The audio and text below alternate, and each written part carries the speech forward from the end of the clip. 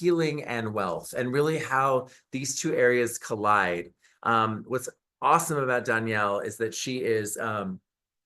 Danielle Marggraf she's a leader in this sacred feminine wealth movement.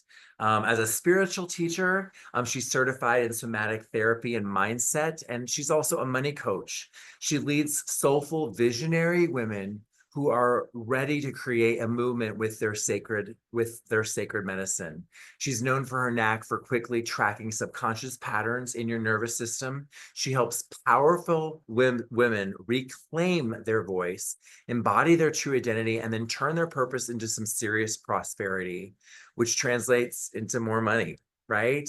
And her signature mix of, she does this in deep embodiment work, mindset, and intuitive guidance. She's earned Best Holistic Life magazine features, BuzzFeed, Elephant Journal, Wellness Voice.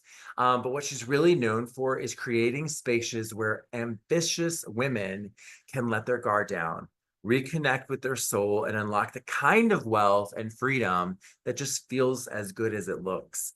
When she's not helping women to build empires without burning out, you'll find her hiking in nature, experimenting with plant medicine, and chasing the sun wherever it shines brightest. Please welcome to the stage, Danielle Marggraf. Thank you for having me. Thank you for being here. Did you bring your... I did. I brought my crown. Absolutely. Oh, why doesn't because my background kind of goes away. Are we keeping it on? Yeah, so Danielle and I were joking about that ahead of time, and just how she has this beautiful crown in her picture. And you know, in the LGBTQ community, we play around so much with being royals, being queens and kings, and it is a way of us definitely feeding our inner selves with really the royalty that every one of us has. And so we have that little play. Danielle, And I feel like we're twinning on the necklaces. you know, I mean, what is yours? What is yours? one is a oh my gosh, that is a smoky quartz to Okay. ground me. This is a garnet. It's a little dagger garnet, and then this is a sacred geometry. So, Wow, very good. what is yours? Mine is a lion. Oh, I And I was born love. a Virgo and self-proclaimed a lion. So, So you know, self-proclaimed Leo. yes, yes. That's okay, because in my teachings, I teach people to break out of boxes. I actually think even our star signs we allow often to be limiters to who we Yeah, are, right? So, agreed. yeah, Danielle, you are in the area of wealth. You are in the area of healing and wealth. And I'm so curious, in your business leadership, in the leadership that you create in other women, right? And really help encourage them to resonate at, how does love play into the game of leadership in your world?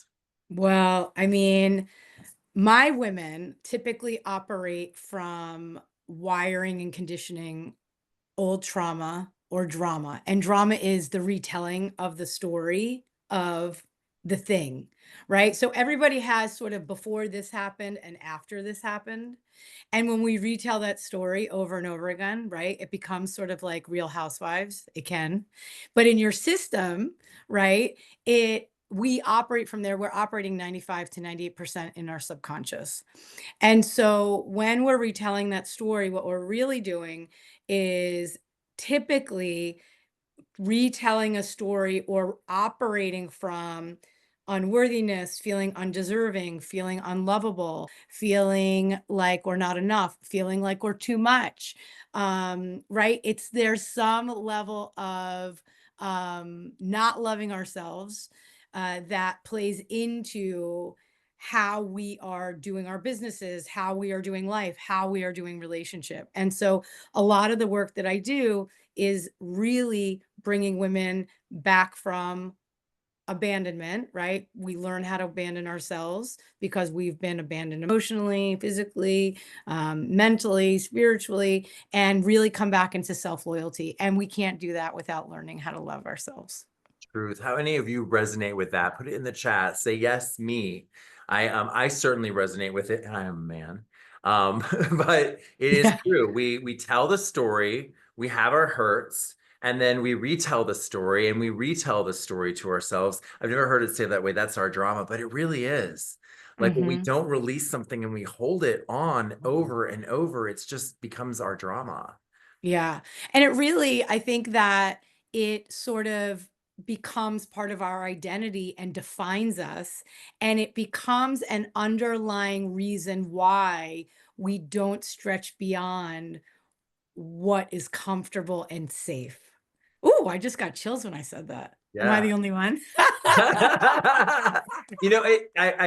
I term it, it enables victim, right? Yeah. It justifies your victim, and you never grow because you're okay being a stumpy little flower when you're really Yeah. meant to be this beautiful bush, right? Yeah. Of Yeah. floral loveliness. Yes. I couldn't have said that better myself. I don't know. I think you probably could have.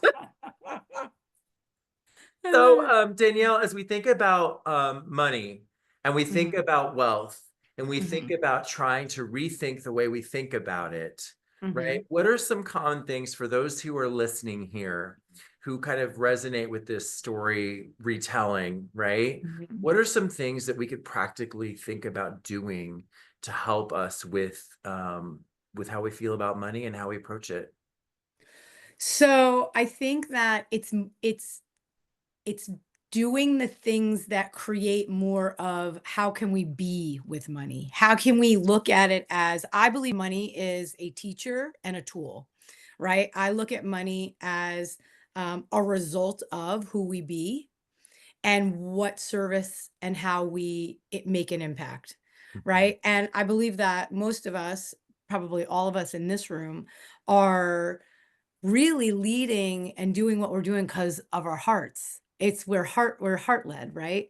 So if we look at money, because I believe everything happens for us, if we look at money as a way of becoming a mirror to all the ways that we are meant to grow and all that we need to be and have the capacity to expand to hold more, it's really about how do we dance with money in a way that we can allow more in so we can receive more, where we can be in more honoring. I have Lakshmi behind me. I know I couldn't get that banner up, but I was like, I hope he's okay with Good. Yeah, my yeah, yeah. No, I love background. it. Hey, it's real, you Okay, know? yeah. So I have Lakshmi in the background. And one thing that I love about Lakshmi, she's like the goddess of abundance and worth and value. And she is all about devotion, right? And so I look at money as money shows up for you when you come into total devotion instead of duty around being with money, creating more money, making impact with people. And so if you were to look at how you do your money, whether it's, because energy follows attention, right? So if you avoid your money, avoid your bank account, avoid knowing what's coming in, avoid knowing what's going out, if you're sort of flying by the seat of your pants, are you really in devotion to being in relationship to money? Or are you allowing an underlying trigger of fear of what you don't want to look at because you don't want to face whatever that underlying thing is to be ruling you? Right. And so I love the idea of devotional money, devotional way of moving with money, devotion to your highest, best, most expansive, wealthy self. And that if we were to say you have your most expansive, highest, most wealthy, worthy self, right? Your self image, which is your success mechanism over here, how does she or he move with money? Like, what does that look like? That would be more of what you needed to do and who you needed to be with it versus what typically we do. I think when we're scared of looking at it is we get really triggered, we avoid it, we fight over it, we never feel like we have enough of it, right? And I listen, I love making a sale. I will tell you, it's like a power up. I have a teenager who plays video games constantly. So I know the power up, right? But it's like a power up. It is exciting. It is like, it's exciting, like cha-ching money in the bank. It is exciting that you have someone new in your program. It's exciting that you could create more impact in the world, right? Literally, 9 out of 10 times that money is probably spent for most people before it even landed in the account. And that excitement is like that. And you're like, I need the next sale. And so you're constantly chasing the next sale, the next person, the next, right? And is that devotional? Or is that really just another version of the hustle?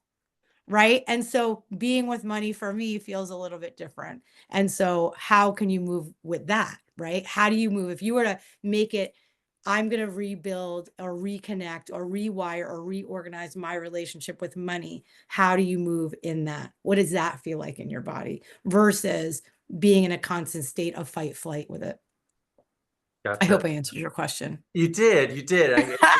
You drove me to curiosity, that's for Okay, sure. good. I know. So is it that you feel like because people sit in that place of, I'm gonna call it transaction, right? Where money is Yeah, I a love transaction, that. I've already spent Yes. it, and I'm just Great. doing this work versus, right, this devotion, right, and the joy, right, and that Mhm. component. Is Mhm. that where you really wind up driving or working with people to get them to shift, to make that shift? Yeah, well, I think when we're in transaction, we're not really in. So I will speak to specific leaders and entrepreneurs. I think that there are some, like when I go to the grocery store, I am in transaction. Don't talk to me. I wear a baseball cap. I hope I don't see anyone I know. I'm in and I'm out, right?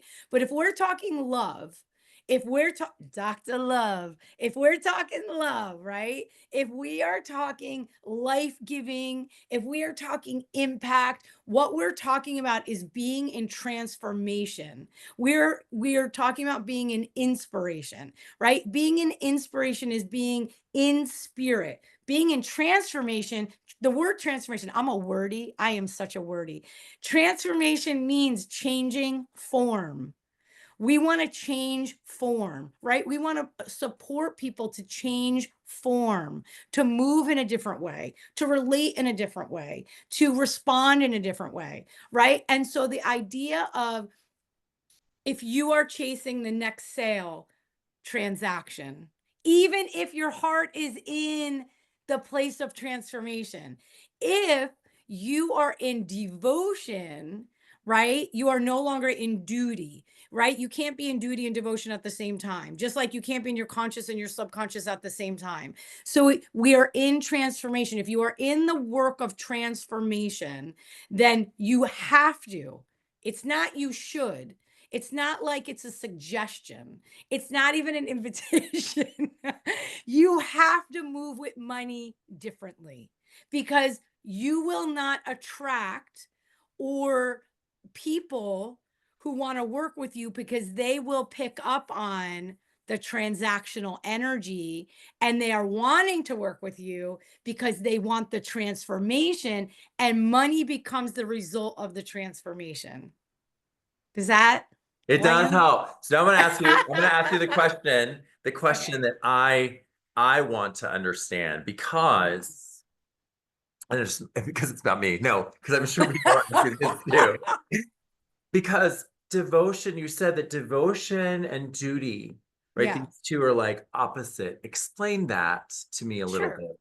Yeah. Yeah, sure. So when we're in duty, we're in a have to, right? Ah, We're in have to, we're in should. Every time you think in your mind, right? Like if like I should do this, I have to do this. You are in duty. So even if it's writing an email, you sit down to write the email, you're like, I have to write, I have to write this email. When you're in devotion, you're in a willingness, and then this goes into another whole like um sphere of somatic work. But if you are in devotion, you are in I get to, I'm delighted to, I am, right? I, and the energy, if you believe everything's energy, which you are talking to the queen of believing that, right? That energy will literally change the email. It will change your words. It will change your energy. It will change how you move and communicate.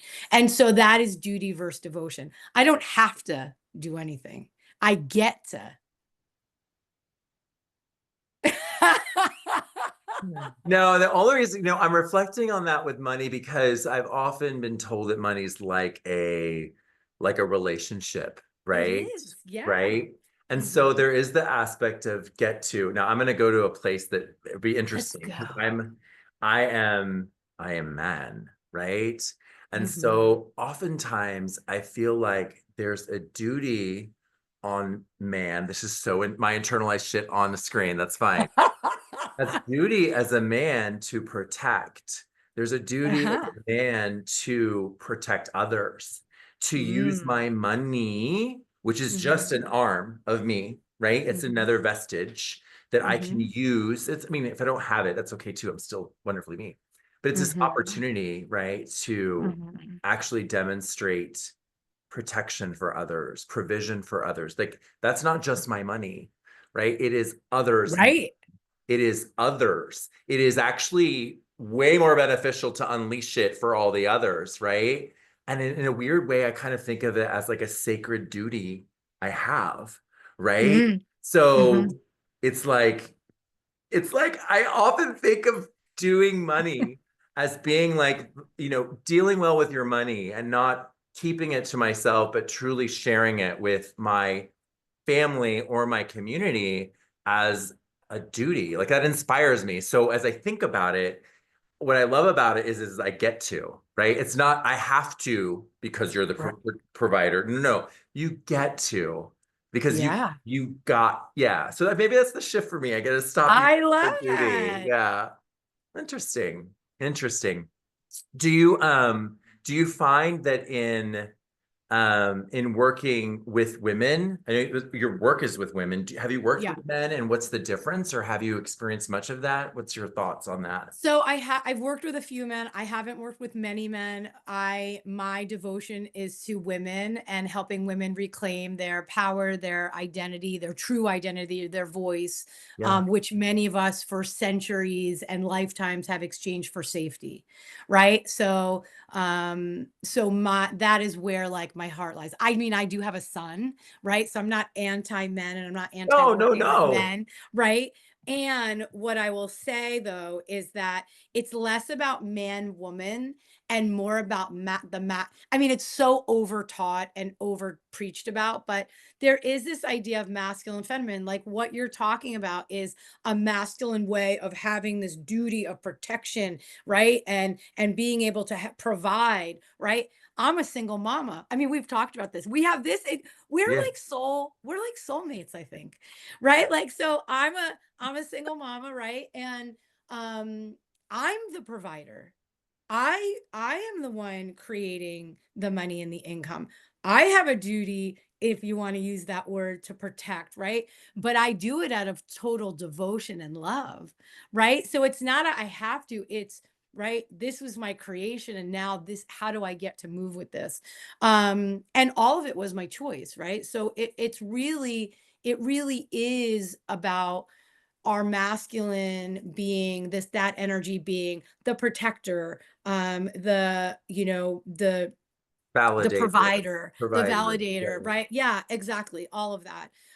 Which, historically, I mean, men are physically made to protect, like they're stronger than women, right?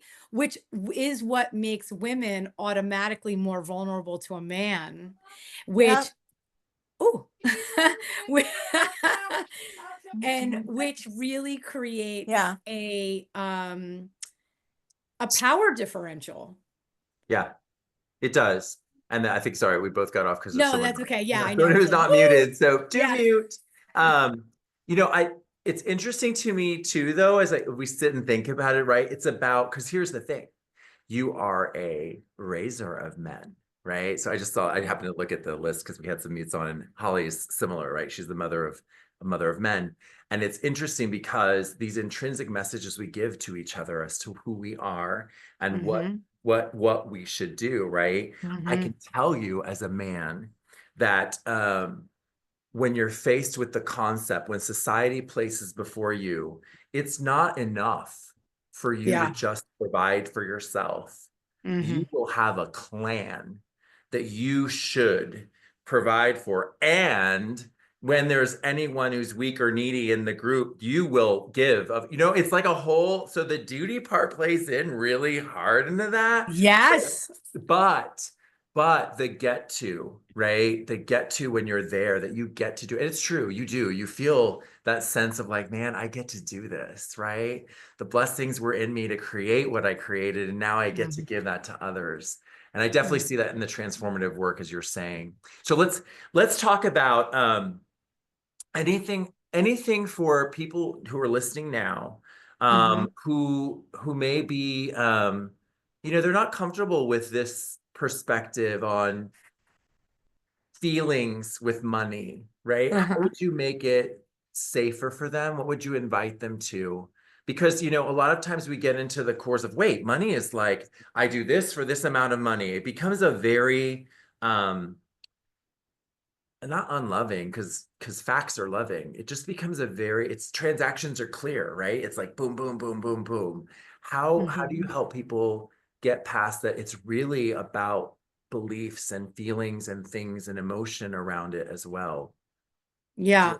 So, yeah, no, I think, listen, it's not that there are not parameters, right? Like when someone signs up to work with me, there's a contract. You know what I'm bringing to the table. I know what you're expected to bring to the table. We are clear, right? We are the cup, right? Like I have the cup. It's the masculine, right? But I can change what's inside the cup at any given moment. It could be water, it could be coffee, it could be tea, it could be juice, it could be a Yeah. wine, right? And so the point is that I think that when we're talking about, when we're talking about personal development, we're talking about transformation, we're talking about mindset, when we're talking about somatic work, what we're talking about is the subconscious pattern that we are conditioned with that is creating our results. So I don't have to prove that this is true. Go look at your bank account. It's true. Go look at your results. It's true. Go look at your sales for today. It's true. Right? Like what you brought in today or in January or last year is a direct reflection of your wiring, of what you believe, of how you move, of how you're conditioned, of your patterns. So it's really about and here's the truth, right? If 5% is strategy, right? And 95% is a subconscious. And like, let's give an example. And I've said this example before, but I think it's just a great one. Um, if you've worked outside the home where you had to drive to a job, when you are driving, maybe you're on the phone or you're daydreaming or you're doing a million other things and you're not focused on your GPS. You're not focused on how to get there. You're not focused on, right? You're not like focused on the map. You all of a sudden are at work, you're pulling into a parking spot. That is an example of your subconscious driving. It's in the driver's seat. It is what drove you there. Yes, Okay? all the If time. you all the time, right. And then if you get a new job and you have to be there at a different time and it's a different way and it's something you're right, you're like your husband, your wife, your sis, your friend calls, you're like, girl, I cannot talk to you. I have to focus on the GPS. I need to know where I'm going. That is the difference between subconscious and conscious. So, because subconscious is so powerful, we know it's scientific, it's not woo, right? It is scientifically proven that your beliefs are the driving force to your behavior. Your behavior is a direct reflection of how you feel, and how you feel is a direct reflection of how you think. The nervous system comes in because when I did mindset work for many, many, many years, and I was like, I'd make some money. I had no money. I made a little money. I made no money. Then I was in poverty and was on food stamps and I had 2 small kids and I was homeless and my car was repossessed multiple times. And I'm like, what the fuck am I doing wrong? What is going on? I am doing the things. I'm doing the affirmations. I'm writing my goal. I don't understand what's happening. Come to discover, and this is where somatic part comes in, but come to discover that when you don't feel safe, when you are in fight flight, right? So we are all wired for safety, connection, and belonging. And we all look for that. We all look for that. And so if going into a space of expansion, wealth, prosperity, making more money, creating more success for yourself means that you're going to be uncomfortable, your wiring will not allow it. Yeah, it won't allow it. You'll And avoid so it. you'll avoid it. You'll fight, you'll flight, you'll freeze, you'll fawn, right? Fawning is the disease to please and appease. So we will react instead of respond. And because we are reacting, we will always go back to the original way of moving if we don't break through that terror barrier, which means death of old self, death of old behavior, death of that ego part of us, meaning that version of our ego, because we always have ego. We're humans. We're going to always have ego, right? But it means a death. And for many people who have experienced trauma, which is everybody, that feels like worse than what you say you want and where you want to go. And so the idea of that we carry emotional debt that we, right, that piles up, right, over the course of our lifetime will cost you more than financial debt ever will, because it will be the thing that holds you back. It will be the thing that makes you not fulfill your purpose. It will be the thing that when you're on your deathbed, you're going to be only if I had the courage to. It will make it so your dreams are flushed down the toilet. You will never show up in the way that you are meant to. You will never support, right? And so I feel like my job, right, is because emotions to me are different than feelings, and that might be a whole nother conversation. But we don't want to run our business on emotion because emotions are like waves, right? They come in, they go out, they come in, they go out. But how you're wired and how you feel is a different way of moving, feeling not an emotion, but how you feel, your state will drive your results. Your beingness. Yes, 100% agreed. Now, what's interesting is for those of you who are listening in, right? If you're interested in creating more wealth, then I think what Danielle is clearly suggesting is that there is a healing path for you to consider that may be what can help you create, or will be what could help you create the money that you want in your life. And so tell people a little bit about what you're gifting them today. Yeah. So, man, we have been in such a back end shish kebab since October. We're What's a shish redoing. kebab? I know also right? It's like we are redoing things, we are That's revamping things, we are upgrading. I mean, we're doing all sorts of things. And I've been in this industry for 14 years. So we've had a lot to shift. What we decided to do, we decided to do something special for you guys. So normally I offer my morning money activation. You can get that on my website. You can get that on Instagram, right? You don't need me to give you that. What we're going to do is we are doing a workshop and we just put it out today. It's brand new. It's next Thursday.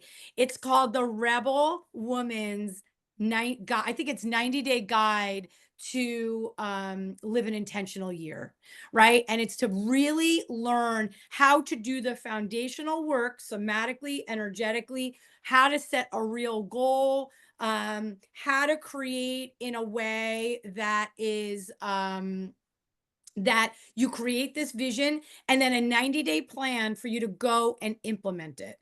Okay, so that is the free workshop. And then I don't know, are we talking about the VIP rewire or Yeah, no? you could share the VIP for sure. Oh, okay. And then if you are a VIP, you are going to get my rewire for wealth. So those are the two. And that is it's actually 16 days, but it's a 14-day somatic and energetic upgrade that has like 16 audios to learn from. You can, while you're walking, while you're taking your salt bath, you could just listen. Nothing that you have to be on Zoom for. There's over 55 prompts and a journal with that. There is every day there's a visualization, an activation, or a meditation that you could tap into. So chock full of juicy loveliness. Juicy loveliness. This is Yes. delightful. I know we are fast friends.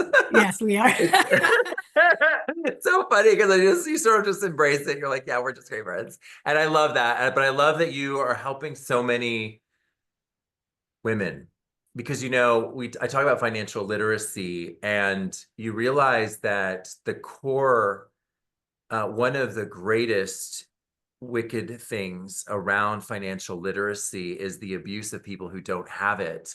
And women, particularly, the issues around financial literacy for women, whether it's the source of domestic violence that Mm-hmm. perpetuates, whether it's also women are often left holding the bag, I say, right? Four out of five men die first. So the woman's Mm-hmm. holding the bag of Mm-hmm. the life decisions that were made. And if Mm-hmm. she has not been involved, and what's so silly is there's so much wisdom in the feminine that thinks long term already, that Mm-hmm. it's so unwise for women to not know. But oftentimes we don't know what we don't know, right? That's So right. teaching women financial literacy and then financial empowerment Mm-hmm. creates legacy that I know women will turn around and teach others. So Yeah. I think what you're doing is so important for the generational change that it will ultimately result in, because Yeah. you because women will change the world. They already have been. Hey, But yeah, that's but it that's, right and you know there. what? And it's part of the cycle. So we're in a really exciting place in history. If you think about where we are with women's empowerment, and you're part of that work, and any of you who aren't considering seriously some of her freebies need to rethink that. I Or mean, it's refeel it, free. Why would you not come? right?